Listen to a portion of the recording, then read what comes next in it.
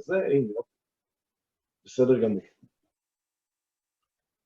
טוב, שלום חברים, לעוד ערב של הרצאות זום, שיחות זום של חזון לאומי, פודקאסט למנהיגות ציונית, אנחנו שמחים שאתם איתנו.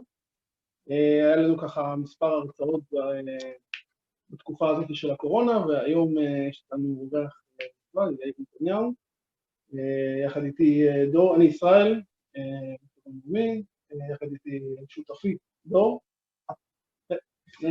כן, אז באמת הזמנו היום את יאיר נתניהו, פעיל ימין, שעוסק בשנים האחרונות בהסברה בארץ ובעולם, עם אפקט מאוד מעניין בעולם. נשמח אם יהיה לך איזושהי הזדמנות לספר על זה, יאיר, אבל יש הרבה שאלות, קיבלנו בימים האחרונים המון שאלות, אז אני לא יודע אם נספיק להגיע לזה. באמת, הבאנו אותך כאן היום, כי הציבור רוצה מאוד לשמוע לגבי דיפ סטייט, לגבי נושאים נוספים, ואנחנו נשאל שאלות ואתה תענה לנו. תודה רבה שאתם מקבלים אותי היום, אני מאוד שמח להיות פה, וישר כוח על העבודה החשובה שאתם עושים. תודה רבה. באמת, בכמה מילים, יש לנו גם הרבה צופים חדשים היום, אז אני קצת אספר על חזון לאומי במילה ברשותך. חזון לאומי, המרכז למנהיגות ציונית, הוקם לפני כ7 שנים על ידי ישראל שולינר ואריאל קלנר, שבעזרת השם עכשיו, אחרי שהוקמה ממשלה, נבחר לכנסת, ואני הצטרפתי כשהוא נבחר לכנסת כמעט לפני שנה, להוביל את הארגון יחד עם ישראל. התוכנית המרכזית שאנחנו מובילים בארגון, התוכנית המנהיגות ציבורית, אנחנו בעצם מנסים לספק לחבר'ה צעירים, סטודנטים, ידע, כלים וניסיון, כדי שיוכלו להשפיע בחברה הציבורית. אני מקווה שיהיה לנו זמן לדבר איתך על זה הערב, על דרכי השפעה במרחב הציבורי, אם נספיק. ואנחנו מעבירים הרצאות ותוכן וסדנאות מעשיות, כדי שלחברים יהיה באמת כלים להשפיע במרחב הציבורי, מתוך תודעת זהות יהודית עמוקה וחיבור לערכים של ריבונות, זהות יהודית ועוד. אז קודם כל אני מזמין את כולכם, את כל מי שצופה בנו היום, להמשיך לעקוב אחרינו בפייסבוק, ביוטיוב, גם את ההרצאה הזאת אנחנו נעלה ביוטיוב בהמשך, ועד כאן מספיק עם בלבולי מוח. יאיר, בוא, נשמח מאוד אם תוכל לספר לנו קצת על הדיפ סטייט, מה זה בכלל, יש הרבה חברים שלא מבינים מה זה אומר. לא מכירים את המושג. לא מכירים את המושג. מה קורה עם זה במדינת ישראל? מי מוביל את זה?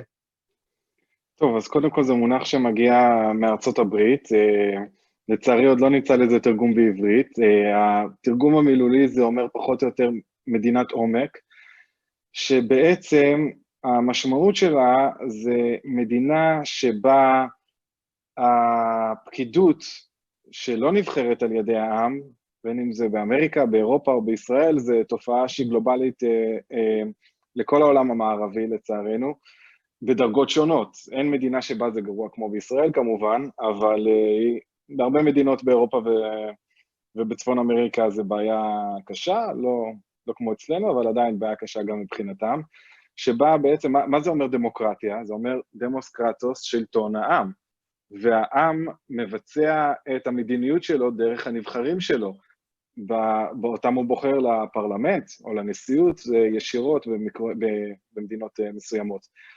והמשמעות של דיפ סטייט זה שלטון צללים כזה של פקידות בלתי נבחרת ובלתי מתחלפת, שמנהלת את המדיניות של המדינה בעצמה במקום הפוליטיקאים הנבחרים על ידי העם.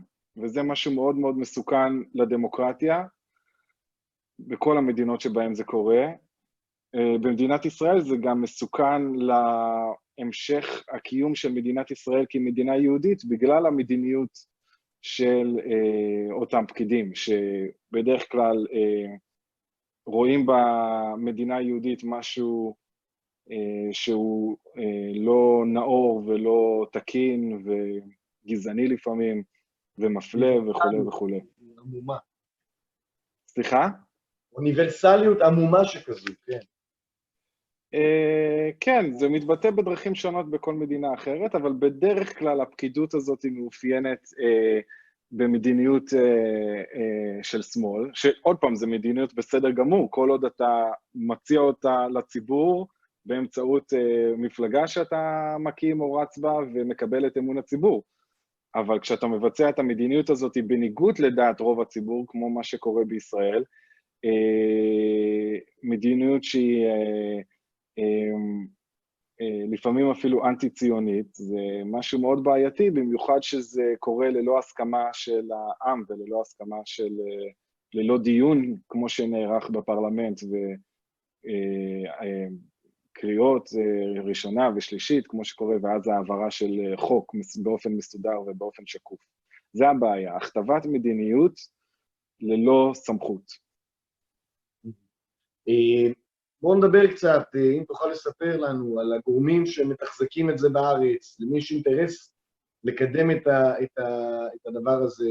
מי מוביל? כן, מי מוביל את זה? גם ראינו שאתה מתבטא בנוגע לג'ורג' סורס, קרן וקסנר, הקרן החדשה לישראל, אם תוכל טיפה להסביר לחברים מה המעורבות של הגופים האלה. אז מדובר בישראל, זה כמובן, כמו בכל המדינות, מבוצע על ידי פקידים, אבל הם לא היו יכולים לעשות את זה ללא גב תקשורתי, שזה נושא מאוד מאוד חשוב, שהתקשורת כל כולה מגויסת לקדם את המדיניות הזאת, גם בניגוד לדעת רצון רוב הציבור, ולתמוך באותה מדיניות של אותם פקידים. בלתי נבחרים, ולהגן עליהם מחשיפת כל מיני דברים לא בסדר שהם עושים.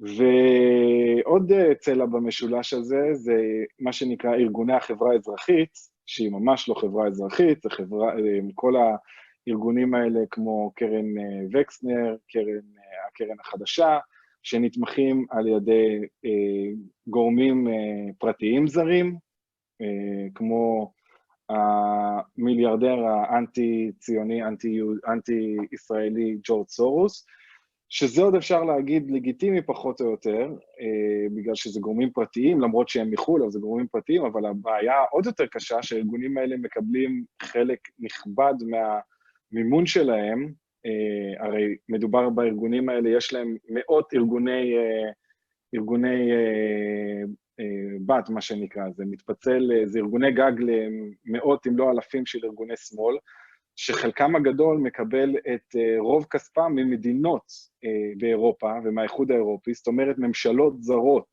שמכתיבות דברים בתוך השיח הפנימי הישראלי, אין לזה אח ורע בשום מדינה מערבית שתסכים לדבר כזה, לדוגמה בארצות הברית שהדמוקרטיה הכי מבוססת והכי מפוארת בעולם, אף אחד לא חושד בה שהיא לא הדמוקרטיה הכי טובה בעולם.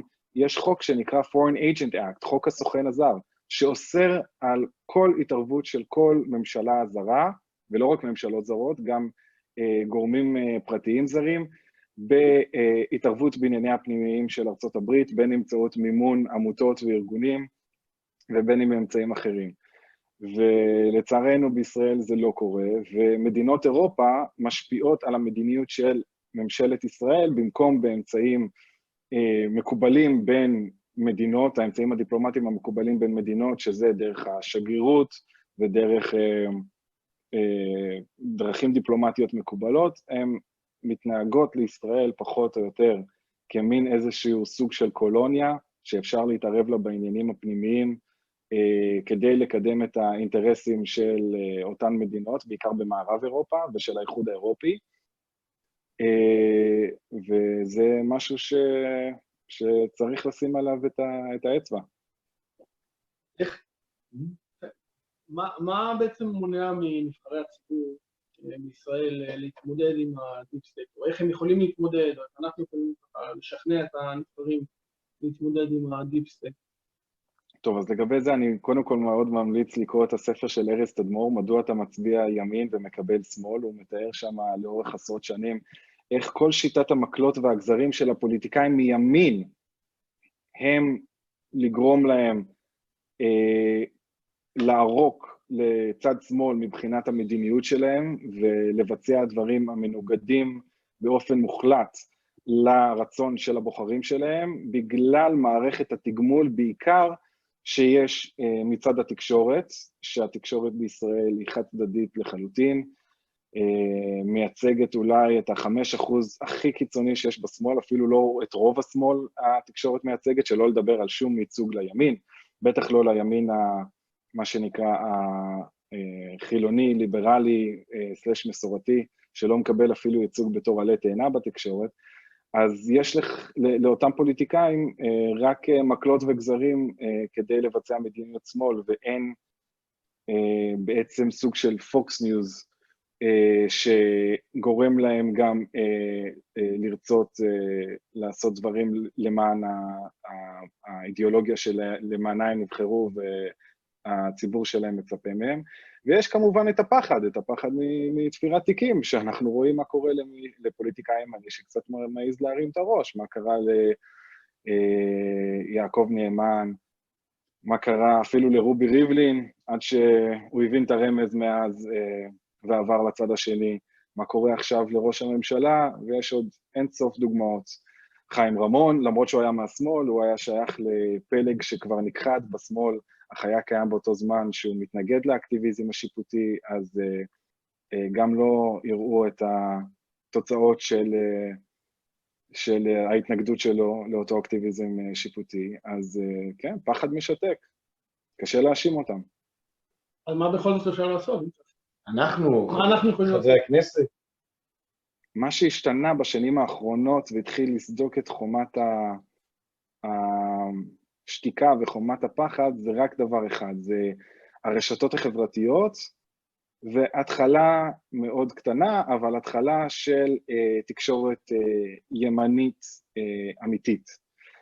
ושני הדברים האלה, כרגע בעיקר הרשתות החברתיות, זה מה ששינה את כללי המשחק, כי פעם ראשונה בעצם בתולדות מדינת ישראל, לרוב הימני יש פתחון פה, שלא קיבל אף פעם, לא בעיתונים, אתה יודע, שהיו מאז קום המדינה, הארץ, ידיעות, בטח ובטח לא בערוץ 1, בטח ובטח לא בערוץ 2 אחר כך שהוקם, לא בערוץ 10, לא בידיעות אחרונות וכו' וכו'. פעם ראשונה יש פתחון פה לרוב הציבור באמצעות הרשתות החברתיות, והעם מביע את דעתו, ובסופו של דבר גם הפוליטיקאים שלהם רואים את מה הציבור שלהם רוצה, ויש פעם ראשונה טיפה לחץ נגדי, תגמול חיובי לפוליטיקאים ימנים שמבצעים את המדיניות שלשמה הם נבחרו, ושהציבור ששלח אותם מצפה מהם לבצע. אז יש שינוי מאוד מבורך. כן. וזה גם הסיבה שאני כל כך ברשתות החברתיות, בגלל שהפכתי בעצם לסוג של כלי תקשורת, פחות או יותר. יש לי במצטבר, גם בפייסבוק, אינסטגרם וטוויטר, כמעט 200,000 עוקבים, טיפה פחות, וזה הפך להיות סוג של כלי תקשורת עצמאי כזה, שאני מנהל בפני עצמי, לא מתוך זה שאני אוהב את זה, אלא מתוך זה שאין ברירה, שכל השנים שאני מסתכל ימינה-שמאלה, ומקווה שאנשים אחרים, אתה יודע, יעשו את זה, ויש אמיצים, אני לא רוצה לזלזל בהם, ויש בתקשורת כמה עיתונאי ימין שבאמת עושים מעל ומעבר, אבל זה לא תמיד מקבל מספיק תעודה, והרגשתי יש מקום להביע את העמדות שלי, שלפי מה שאני רואה ברשתות החברתיות, מייצגות ציבור מאוד גדול בימין. וזה השינוי האדיר שעשה במדינת ישראל הרשתות החברתיות. שכבר אין את החובה להשתמש במתווכים האלו, שמעוותים את ראיית המציאות שלנו, אז אנחנו יכולים כבר לדבר ישירות עם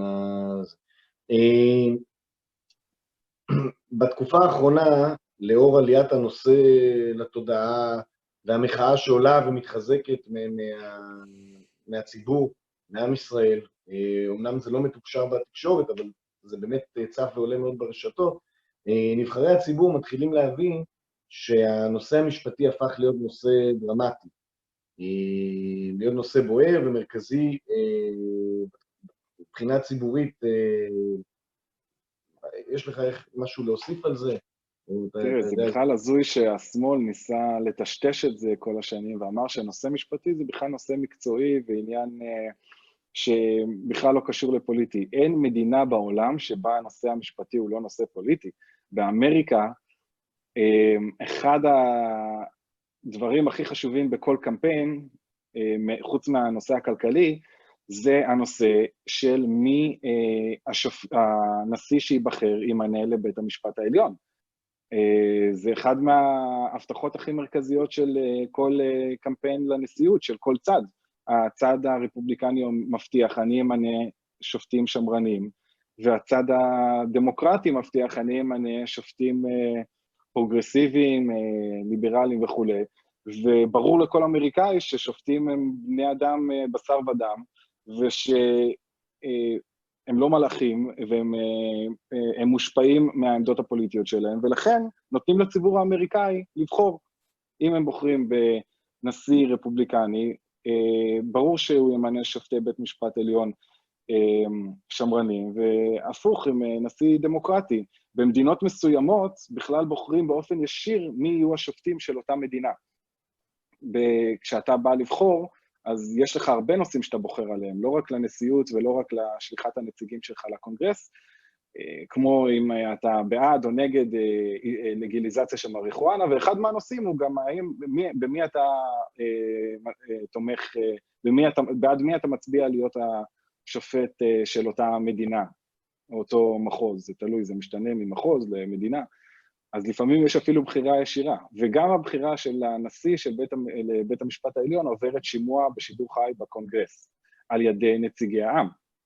ועוד פעם, אני לא חושב שיש מישהו רציני שיכול לטעון שארצות הברית היא לא דמוקרטיה מפוארת. וזה ברור מאליו שלציבור צריך להיות say בנושא המשפטי, כי אחרת איפה פה הדמוקרטיה באה לידי ביטוי. אין מדינה חוץ מישראל שבה לציבור אין שום say בבחירת שופטים. באמת באותו נושא, אז שואלת ציון, מה דעתך לגבי שימוע בפני הפרלמנט לפני מינוי של בעלי תפקידים בכירים, כמו בארצות הברית? אז לגבי שופטים דיברנו, מה לגבי תפקידים אחרים? מפכ"ל, רמטכ"ל? עוד פעם, אני חושב שאור השמש הוא המחטא הטוב ביותר, ואין שום סיבה שבמדינה דמוקרטית הכל לא יתבצע בפני נציגי העם, ובפני, לא רק נציגי העם, בעידן שלנו שיש אינטרנט ויש טלוויזיות שיכולות לשדר את הכל בשידור חי, אין שום סיבה שגם העם לא יהיה חלק, לא ייחשף לשפוט בעצמו, כמו שקורה כמעט בכל מדינה מערבית היום. עוד פעם, זה לא רק בארצות הברית, זה ברוב מדינות אירופה קורים הדברים האלה. קשה לי להבין מה יש להסתיר מהציבור. הציבור צריך להיות חשוף לכל הדברים האלה, כמו שיש לך שידור בכנסת, בשידור חי, בערוץ הכנסת, וזה מבורך. ככה צריך להיות כל הנושא של מי שמשפיע על חיי האזרחים. יאיר, דיברת קצת על ההשפעה וזרמים שיש, השמרנים מול הפרוגרסיבי לצורך העניין. איך אנחנו בעצם יכולים היום לבנות דור חדש בישראל שבנה מתוך תודעה לאומית, ציונית, שמרנית, ליברלית, כל הדברים שאנחנו רוצים לקדם, ולא העמדות הפרוגרסיביות? אז באמצעות הפעולות המבורכות שאתם עושים, זה מאוד חשוב. לשים דגש על אינטלקטואליה ימנית, לשים דגש על חינוך הדור הבא של אנשי ציבור ואנשים שמתעניינים להיכנס לתחום התקשורת והפוליטיקה, להיות פעילים ברשתות החברתיות ולא לוותר על הנושאים שחשובים לך באופן כללי, לכל בן אדם, לכל אזרח באופן כללי. כמה שיותר מעורבות פוליטית. אני תמיד קורא לעוקבים שלי, שברוב האזרחים במדינת ישראל עדיין בפייסבוק ובאינסטגרם, אני תמיד קורא להם להצטרף לטוויטר, ששם הכל פוליטי, ולהיות שותפים ככה לדיון הפוליטי שקורה שם, מול העיתונאים ומול מה שנקרא הברנג'ה וכל הדברים האלה, ולא לתת להם להיות בתיבת תעודה של עצמם. השקעה עוד פעם, בנושאים האלה של תקשורת ימנית, השקעה של think tanks ימני, השקעה של... וזה דברים שחסרים מאוד בימין. הימין תמיד היה, לאורך עשרות שנים, חושב שהדבר הכי חשוב זה עוד קרוון פה ועוד קרוון שם על גבעה, ואני לא מזלזל בזה, אבל זה לא מה שחשוב, בגלל שראינו מה קרה בהתנתקות, שבה לא קרוון פה או קרוון שם, יישובים שלמים, 10,000 איש, הוסרו מעל המפה תוך שבוע, ופעולות של 30 שנה של התיישבות בגוש קטיף נמחקה תוך שבוע, וזה קרה אך ורק בגלל שלא הייתה אלטרנטיבה תקשורתית ימנית שתתנגד למהלך ותציב קול אחר להתנתקות, ותראה שזה לא מה שיביא שלום, אלא זה מה שיביא טילים על אשקלון ועל אשדוד ועל כל מדינת ישראל, שתשים את הזרקור על מה הסיבות שהובילו את שרון מלהגיד דין נצרים כדין תל אביב, ובאותם בחירות בהן זכה לקחת את הקולות האלה ופתאום להתהפך, האם זה קשור לחקירות שהיו וכו' וכו'. לא היה שום קול שיכל לטפל בזה. כמובן שיש את הסיפורים המפורסמים על ילדות בנות 13 שעמדו בצומת עם שלטים שמחו נגד ההתנתקות ונשלחו למעצר לחודשיים ללא עורך דין, הפרה נוראית של זכויות אדם בכל האספקטים, ולא היה שום גוף משפטי, תקשורתי, שיכל לעמוד מנגד, ולכן צריך לשים דגש על הנושאים האלה. באמת, בהמשך לנושא של הגירוש, לפני כמה שבועות היה לנו פה הרצאה בזום של אמילי אמרוסי על המחאה שהושתקה. הייתה הדוברת של מועצת יש"ע, והיא סיפרה באמת איך כל התקשורת, היא לא הצליחה להגיע עם דברים שהם סיפורים אמיתיים בתקשורת, והכל הושתק שם. חסמו אותם. וכאן השאלה באמת, איך מתמודדים עם התקשורת, ואיך מתמודדים עם הפייק ניוז רק ברשתות? זאת אומרת, זה מאבק ברשתות שם? כרגע הדרך הכי ריאלית להיאבק בפייק ניוז שמלעיטים עלינו ערוצים 12 ו-13 ו-11 וגלי צהל ו-ynet וכו' וכו', הדרך הכי אפקטיבית זה פשוט לחשוף את השקרים שלהם ולחשוף את המניפולציות שלהם ברשתות החברתיות. עוד פעם, אני שם דגש לטוויטר, כי בטוויטר כל העיתונאים באמת קוראים את מה שכותבים, בניגוד לפייסבוק. שם באמת מתבצע הקרב הרעיוני בין ימין לשמאל, וכמובן הדבר הכי חשוב זה לנסות להקים אלטרנטיבות תקשורתיות, ימניות, אתה יודע. כאשר, אני יכול להגיד לך מה קורה בארצות הברית, כאשר CNN ו-MSNBC מפרסמים שקרים, בוטים, אז יש לך ערוץ טלוויזיה מרכזי, שהוא גם ערוץ החדשות הכי נצפה בארצות הברית, שקוראים לו Fox News, שהוא חושף את השקרים האלה בפני כל העם האמריקאי, ומציב אלטרנטיבה רעיונית. גם בארצות הברית אף אחד לא מצפה, בארצות הברית מישהו שמאל, בדרך כלל יעדיף לראות MSNBC ו-CNN, ויודע שזה מה שהוא מקבל, משהו שהוא אוהב לראות, ומישהו ימין בדרך כלל יצפה בפוקס ניוז, ויודע שזה מה שהוא יקבל, מה שהוא אוהב לראות, וזה פלורליזם אמיתי, לאפשר לכל אדם ולכל קבוצה רעיונית לשדר מה שהיא רוצה. אין שום סיבה שזה לא יקרה. הסיבה שבישראל זה לא קורה, זה בגלל שיש לנו את מועצות סובייטיות כאלה, שמחליטות מה ראוי ומה לא ראוי לשדר, שמורכבות על ידי מומחים, שאותם מומחים הם בדרך כלל באים מאותה תפיסה תמיד. זה משהו שלא קיים באף מדינה דמוקרטית, כמעט, לא באירופה ולא באמריקה, והן בעצם חונקות את האפשרות לתחרות אמיתית, רעיונית, בשוק התקשורת. זה משהו שהוא גם בעייתי, וחשוב שהציבור יהיה מודע לזה. אז עוד שאלות בנושא הזה? שנעבור לשאלות שלנו? כן, אז באמת רק איזה, אז באמת הדגשת פה, וזה קצת מסכם את זה, שבאמת שתי הכלים המרכזיים להשפיע במרחב למרות הקשיים הקיימים, הראשון זה להשתמש ברשתות בתקשורת ישירה ללא מתווכים שמעוותים את תמונת המציאות. והדבר השני, לפתח באמצעות מכוני מחקר והגופים הנוספים תודעה גבוהה יותר, דיברת קרוון פה, קרוון שם, אבל במקביל להמשך ההתיישבות, לפתח מאחזים גם בתודעה של הציבור.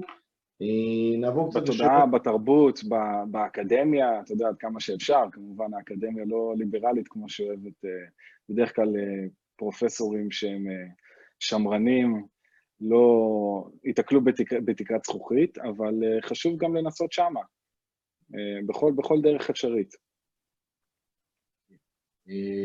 באמת, בדיוק ישבתי השבוע עם חבר'ה מאגודת סטודנטים, אומרים שמאוד קשה להם עם אגודות סטודנטים אחרות, כי מהאוניברסיטאות הגדולות באמת יש הכוונה מאוד משמעותית בנושאים אלו. נעבור קצת לשאלות אחרות, סגנון אחר. מה? כן, כן, כן. אנחנו מקבלים פה בוואטסאפ, אני לא יודע להסתכל בפלאפון, שאלה שחוזרת על עצמה המון, וגם קיבלנו אותה בדרך כשפרסמנו את המפגש הזה איתך. למה התקשורת כל הזמן תוקפת דווקא את המשפחה שלך?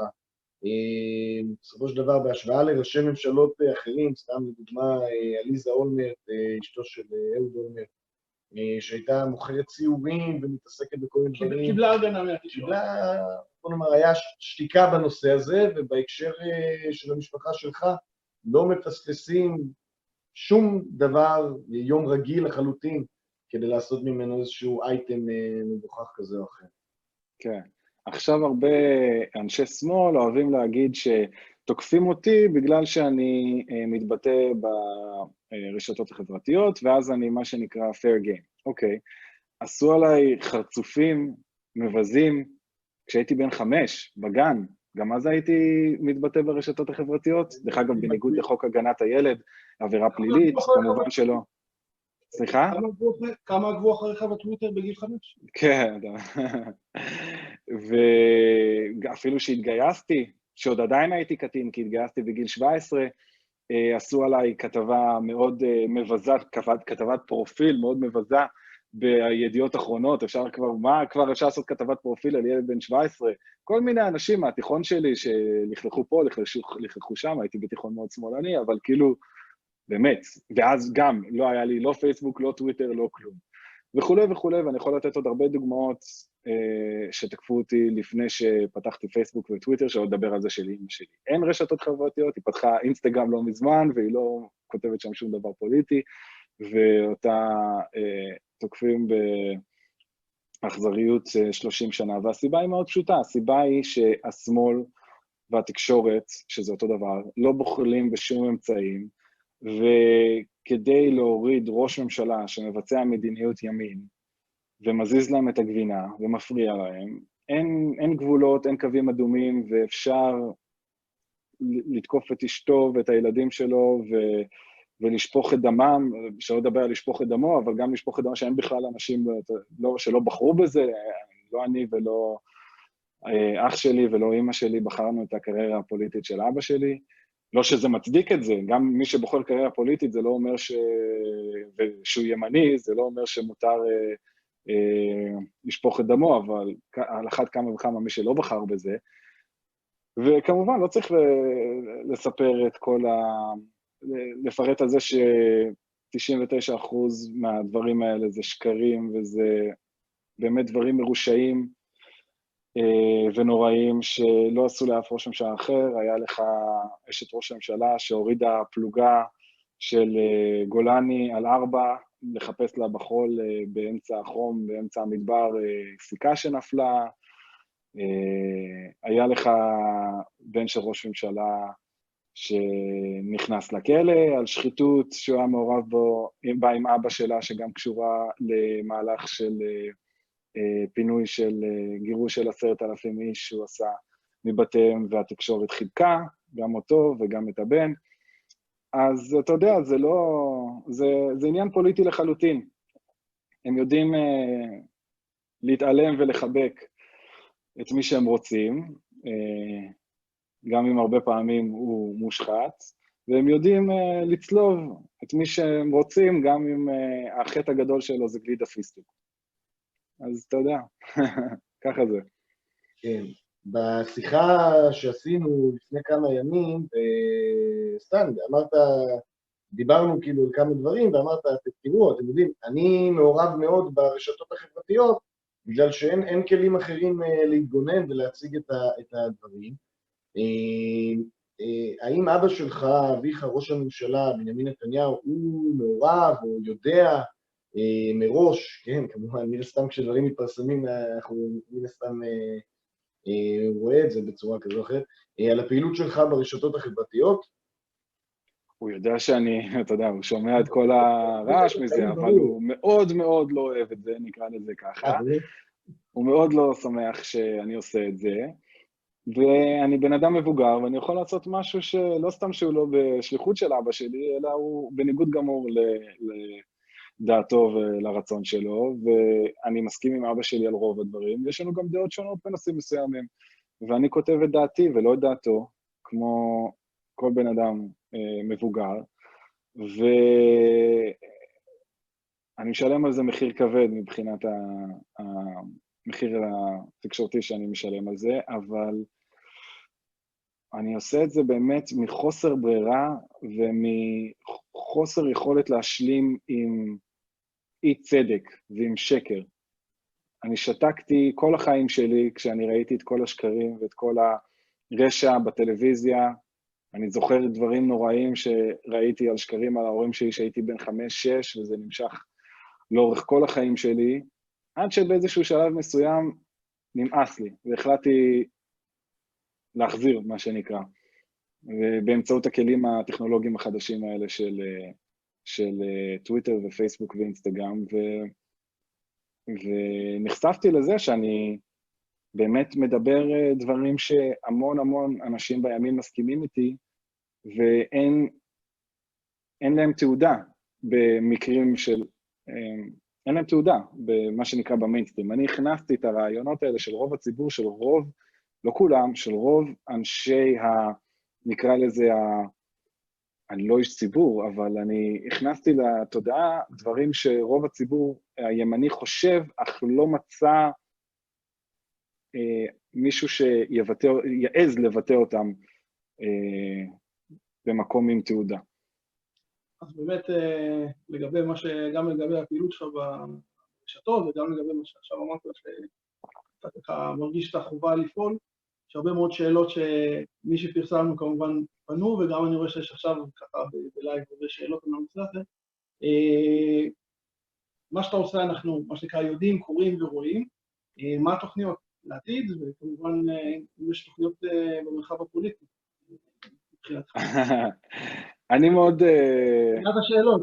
זורם כזה עם לא, מה שבטוח זה שפוליטי לא, אף פעם, זה לא... לא? לא, האמת היא לא. ראיתי את המחיר הכבד שאבא שלי משלם, וכל המשפחה שלו, וזה מחיר שאני לא מוכן לשלם. זה צורת חיים מאוד מאוד מאוד קשה.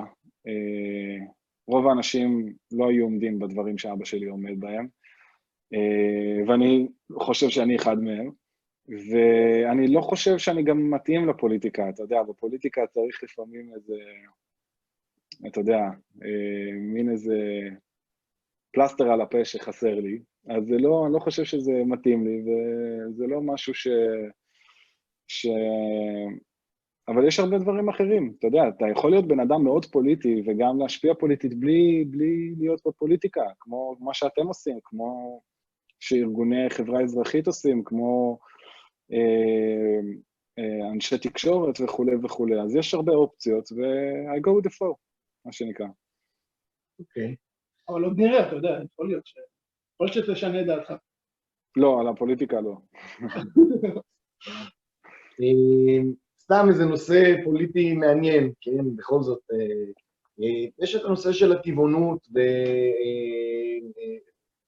ומה שנקרא זכויות בעלי החיים. ברוב העולם זה נושא מאוד מאוד פרוגרסיבי, שממש זה דגל שמרימים אותו רק גורמי שמאל, ובימין כמעט לא שומעים אותו, ודווקא פה אצלנו, במדינת ישראל, אנחנו יכולים לראות שיש גם גורמים רבים בימין שמתעסקים בזה. תוכל קצת לפרט על זה, להסביר את זה, אני חושב שיש לך גם איזשהו חלק בזה. נכון. קודם כל, חבל לי שזה נתפס בתור עניין כזה. אני חושב שבמדינת ישראל, בזכותי ובזכות טל גלבוע, אנחנו די הצלחנו לנפץ את המיתוס הזה שזכויות בעלי חיים מתקשרות עם השמאל. אני לא מכיר אף פוליטיקאי שמאלני שאי פעם, לפחות בישראל, התעסק עם זכויות בעלי חיים, או התעניין בזה.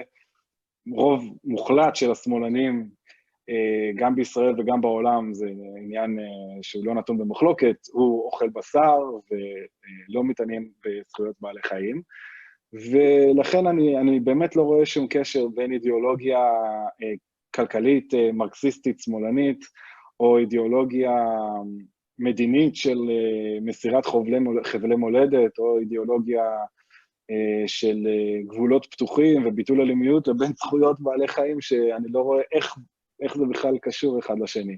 זכויות בעלי חיים זה להגן על הבאמת חלשים בחברה, לא על הפלסטינים והמסתננים שיש להם את כל העמותות ואת כל הארגונים שמגינים עליהם, ואת כל הערכאות המשפטיות. לבעלי חיים אין עורכי דין שמגנים עליהם, אין להם פה והם לא יכולים לצאת ולהפגין ולדבר. והם היצורים חיים שהכי נפגעים בחברה שלנו. זה לא שהם מקופחים או משהו כזה, הם פשוט מאבדים את חייהם בצורות הכי אכזריות שיש. ואני חושב שזה משהו שגם אני נחשפתי עליו לאט לאט, ככל שחוקרים על זה, וככל שרואים פשוט סרטונים מתוך בתי מטבחיים ומתוך תעשיית הבשר וכו', ואיך גורסים אפרוחים, ואיך מפרידים בין אימא לתינוק שלה שהרגע נולד, לדוגמה בתעשיית החלב של פרה מאימא שלה, הרי פרות לא באמת, הרבה אנשים חושבים שחולבים פרות כי כל הזמן יש להם חלב, לא, פרות הם כמו בני אדם, יש להם חלב רק כשנולד להם תינוק, אז צריך כל הזמן להכניס אותם להיריון, גם בדרכים מאוד אכזריות, ובחיים הקצרים שלהם, ואז שהתינוק נולד, אין מה לעשות איתו מעבר למה שנקרא ויר, לטלה, עגל וכו' וכו', להרוג אותו, ולהשתמש בחלב של האמא, ואז כמובן כשכבר היא מתעייפת אחרי כמה הריונות, הורגים אותה בגיל 2 או 3, כזה שתוחלת החיים של פרות אמור להיות הרבה יותר מזה. ואני חושב שיש דרכים באמת, אני מאוד אופטימי לגבי הנושאים האלה של גידול תאי גזע של בשר במעבדה, ויצירת בשר מלאכותי וכו' וכו', שאני באמת, הטכנולוגיה כבר קיימת, הסיבה שזה לא קורה כבר עכשיו באופן המוני, זה בגלל העלות של זה, אבל כמו כל טכנולוגיה חדשה, בהתחלה זה מאוד יקר, כמו שהמציאו את הפלאפונים בשנות ה-80, זה היה רק למיליארדרים או מיליונרים, לאיזה קופסת אבן כזאת בגודל של לבנה, והיום כל אחד יש לו פלאפון. אז אני מאוד אופטימי שבסוף הפתרון יבוא מזה שאנשים לא יצטרכו להפסיק לאכול בשר, או חלב, או עוף או דברים כאלה, הם פשוט יאכלו את זה על ידי תאי גזע וכו' שגדלו במעבדה, ולא היו צריכים להיות כרוכים בערב של אף יצור חי. עוד שתי שאלות אחרונות. יש פה שאלה, מחזירים אותנו לזירה הפוליטית. יש ככה הרבה תרעומת בימין על ממשלת אחדות, מצד אחד, מצד שני, האלטרנטיבה הייתה יכולה להיות ממשלת שמאל עם ערבים, אז...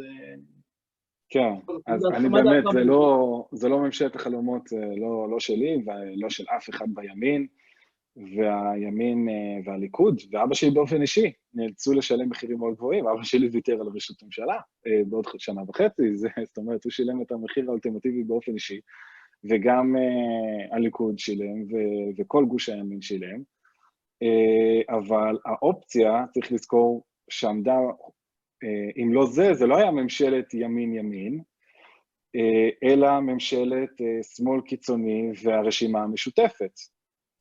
ממשלה שתלויה בכל הצבעה באחמד טיבי והיבה יזבק היא ממשלה מאוד מסוכנת, שלא בטוח היינו יכולים לתקן את הנזקים שהיא הייתה עושה גם בזמן מאוד קצר. יכול להיות שהייתה עושה נזקים כל כך בלתי הפיכים, שישראל הייתה עומדת בפני סכנה מאוד מאוד רצינית לקיומה, לטווח ארוך לנזקים שהם היו מבצעים בממשלה כזאת. אז פוליטיקה זה אומנות האפשר, ולא מה אני הייתי חולם לעשות במצב אידיאלי, על מה אפשר לעשות במצב נתון. באמת בהקשר דומה, מה אתה רואה בסך הכל אבא שלך, בנימין נתניהו, ראש הממשלה, כבר הרבה שנים במערכת הפוליטית, בעזרת השם גם ימשיך, עוד הרבה שנים, מה אתה רואה כהישג הכי גדול שלו עד היום? טוב, יש הרבה. קודם כל, אחד, שניים. אני חושב שההבנה והעצירה של הנושא האיראני, בגלל שהוא הבין עוד משנות ה-90 שאף אחד לא התעניין בזה, וזה לא היה נראה עניין שבכלל יש לישראל מה להתעסק איתו, שאיראן זה סכנה קיומית למדינת ישראל, שהיא חותרת לפתח נשק גרעיני, לא בשביל הרתעה, אלא בשביל שימוש, כי היא לא מדינה רציונלית, ולא היה מגיע איתה למצב של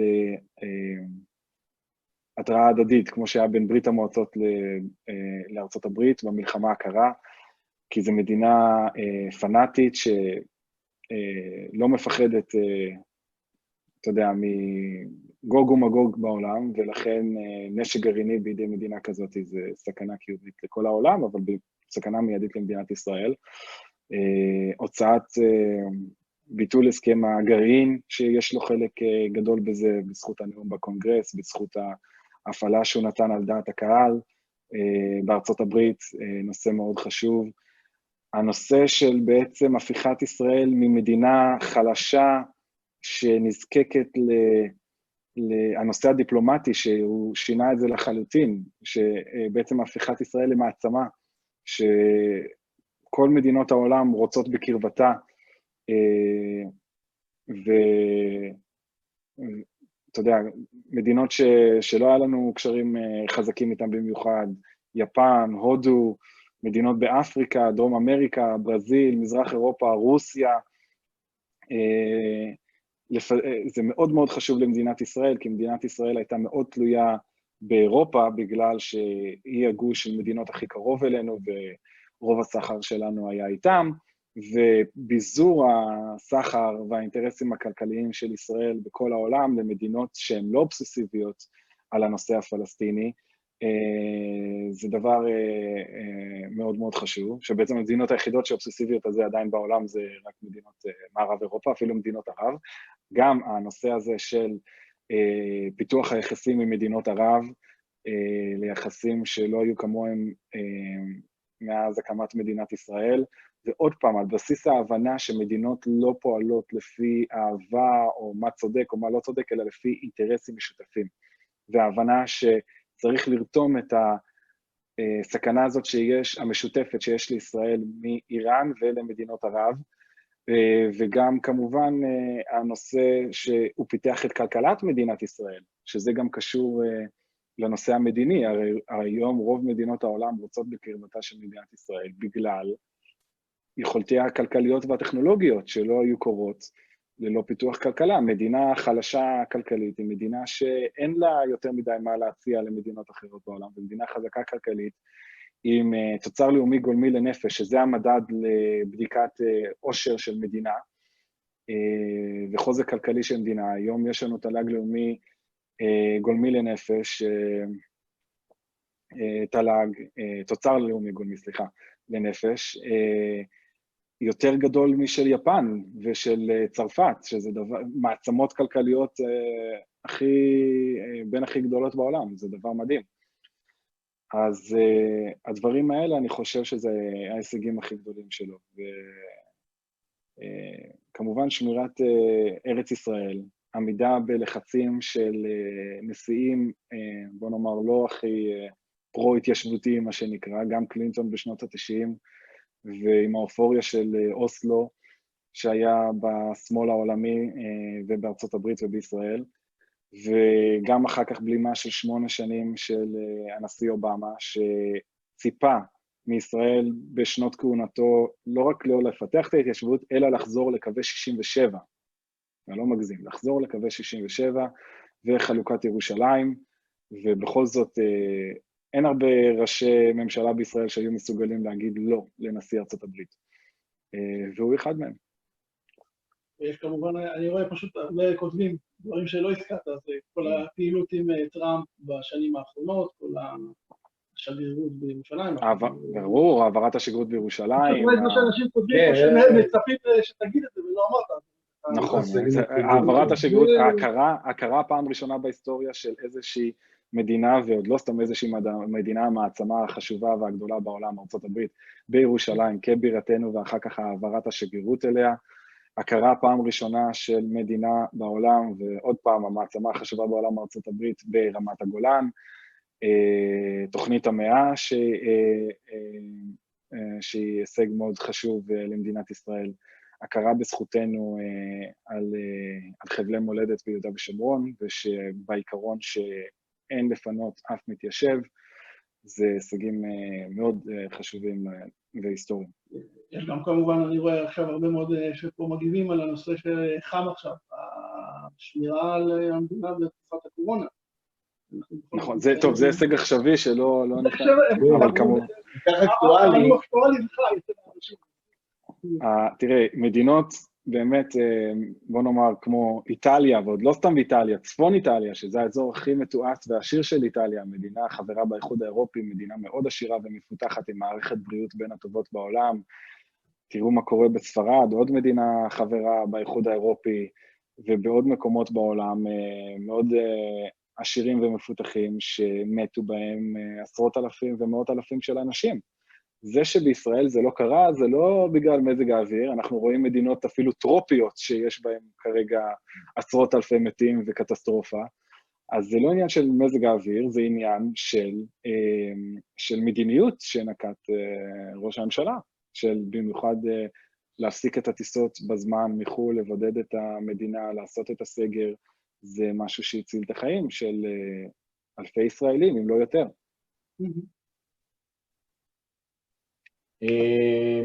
טוב, אז באמת, לפני שנסכם וניפרד ממך, תכף נדבר להפעם, יש עוד איזשהו נושא או משהו שחשוב לך להגיד לצופים?